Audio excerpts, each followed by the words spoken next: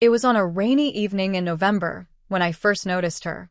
The cafe was quiet, the windows fogged, and the smell of roasted coffee hung in the air like a comforting blanket. She sat alone at a corner table, her fingers wrapped around a steaming cup, her gaze fixed on the drizzle outside. There was something about her, a quiet determination in her eyes, paired with a certain fragility, like a flower fighting to bloom in a storm. Her name was Ayesha. I'd seen her before in passing, but never like this. Today, she looked different, restless, as though carrying a secret too heavy for her delicate shoulders. Summoning courage, I walked over, offered a polite smile, and asked if I could sit. She nodded, and so began a conversation neither of us could have predicted would change everything. Ayesha wasn't like anyone I'd met. She spoke of dreams she'd never dared share aloud, leaving her small town, finding a love that felt alive, breaking free from the chains of everyone else's expectations. Her voice trembled at times, but her eyes didn't waver. I listened, intrigued, but I couldn't help saying the words that had been circling in my mind since I sat down. "You know," I told her gently, "this is too much for you. You won't be able to handle it." She stopped mid-sentence, her gaze locking with mine. A faint smile curved her lips, equal parts defiance and hope. "Maybe," she said softly, "but maybe I can. And I'd rather try and break than never try at all." I couldn't argue with that. Over the next few weeks, our meetings became routine, though nothing about them felt ordinary. We'd walk aimlessly through quiet streets long after the shops had closed, sharing stories, secrets, even silences. She'd laugh at my dry humor, and I'd marvel at the way her laughter made the night seem warmer. But even in those golden moments, I caught glimpses of the weight she carried. The way she'd flinch when her phone buzzed. The way she'd look around nervously before slipping her hand into mine. Ayesha was running from something or someone, but she never let me close enough to know what. Still, she trusted me enough to follow. One night, after another long walk beneath streetlights and stars, she stopped in her tracks. Turning to me, she said quietly, almost pleading, "I don't care what you think I can or can't handle. Just don't let me go." Her voice cracked ever so slightly, and in that instant, I saw not just the girl sitting in the cafe weeks ago, but a woman willing to gamble her heart on something she didn't fully understand. I didn't know then if I could keep my promise. But I took her hand anyway. And the weeks that followed, Ayesha's presence became a constant in my life, a quiet flame that burned brighter each day. We met in secret, always in quiet corners where no one would recognize her. She said it was better this way, safer. At first, I didn't question her caution. But the more time we spent together, the more I wondered what she was hiding from. She began skipping obligations to be with me, canceling family dinners, ignoring calls from people she wouldn't name. Sometimes her phone would buzz incessantly on the table, and she'd silence it with a sharp tap, forcing a smile as if nothing was wrong. But her eyes gave her away, dark with worry she wouldn't speak of. And yet, when she was with me, she was radiant. We stole moments in parks and empty libraries, her laughter echoing through deserted stairwells like music. She wrote me notes on napkins, doodles and half-formed poems she'd slip into my jacket pocket when she thought I wasn't looking.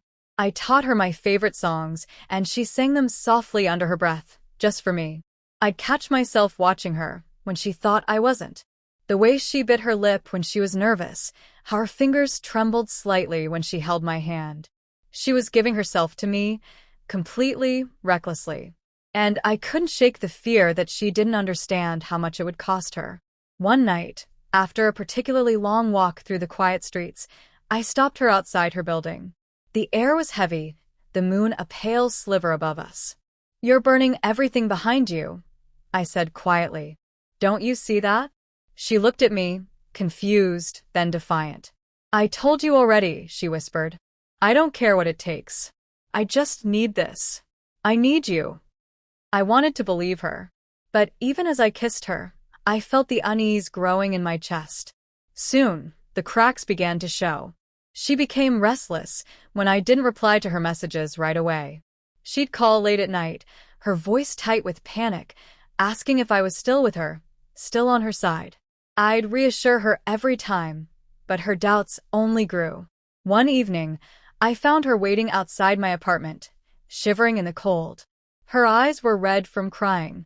"I can't lose you," she whispered, clutching my sleeve like a lifeline.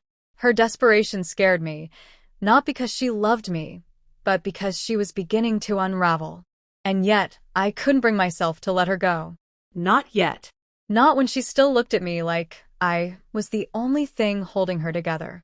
It didn't take long for the weight of our choices to come crashing down.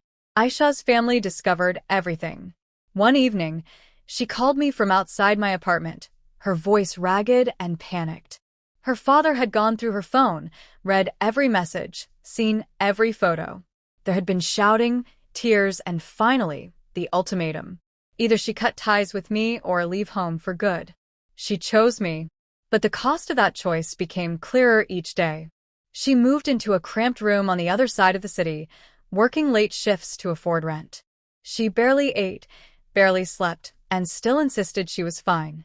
But she wasn't. Her bright laughter became rare, replaced by sharp edges of frustration and exhaustion. Every small delay from me, every missed call, every unanswered text was another crack in her fragile resolve. I felt her slipping, and myself slipping with her. I told her one night, as she cried into my chest, that this wasn't what I wanted for her. "I warned you," I murmured, though my words felt cruel even to my own ears. "I told you this would be too much for you." She just shook her head. "Don't say that. Don't you dare say that now."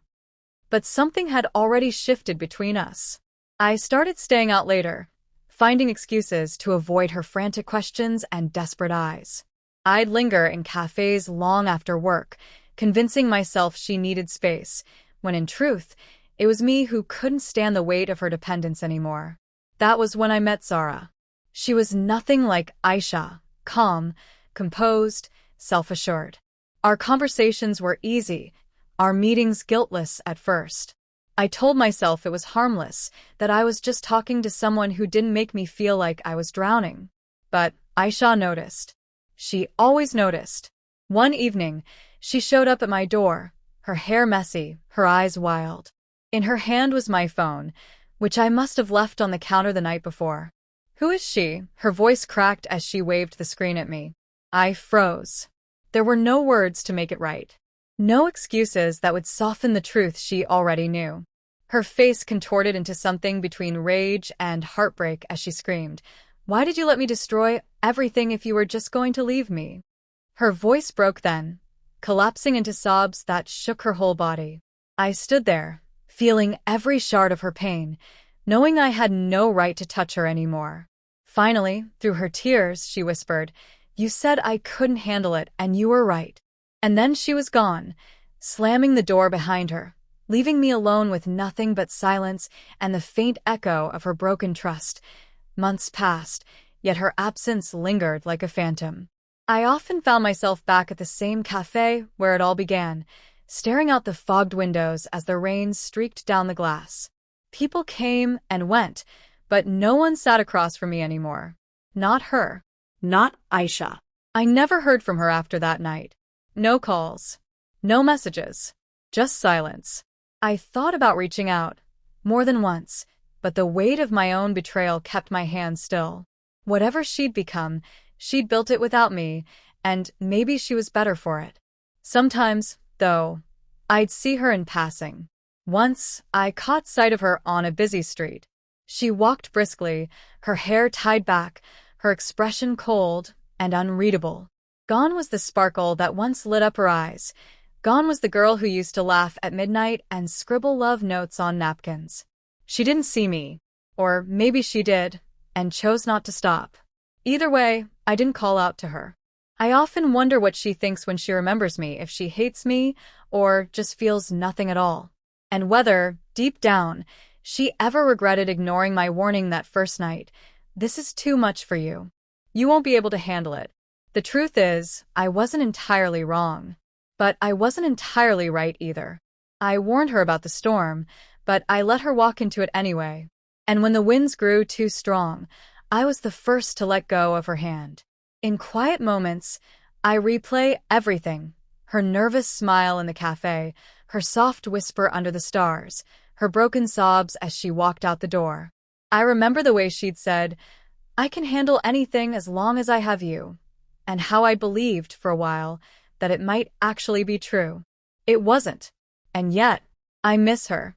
I miss the way she made the world feel alive, even if it was reckless. I miss the way she believed in us, even when I didn't. And I miss the way she looked at me like I was worth every risk, every tear, every shattered piece of herself. I sit here now, watching the rain fall outside, and I can still hear her voice in my head, defiant, hopeful, full of love I didn't deserve. She didn't listen, and I didn't stop her. Somewhere in another life, maybe I would have been braver. Maybe I would have held on tighter. Maybe she would still smile the way she used to. But here, in this life, all I can do is whisper to the empty air. I told her, but she didn't listen.